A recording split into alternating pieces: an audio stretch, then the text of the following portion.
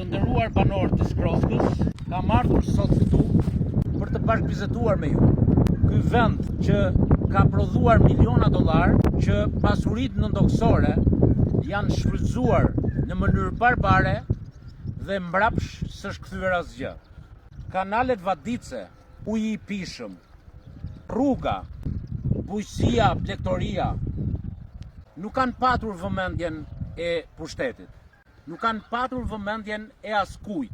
Prandaj sot ky territor është boshatisur nga të rinjt, të rejat, të cilët kanë marrë çantat, janë larguar për në vendet perëndimore.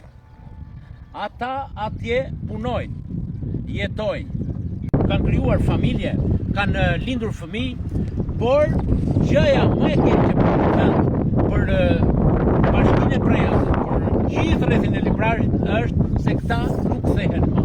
Nuk investojnë në pronat e parkut. Pasi rruga mungon. Pushteti lokal, pushteti qendror, 34 vjet, nuk e kanë vënë dorën në zemër, vetëm i kanë mashtruar, vinë të marrë votën dhe s'bëjnë asgjë të tretë.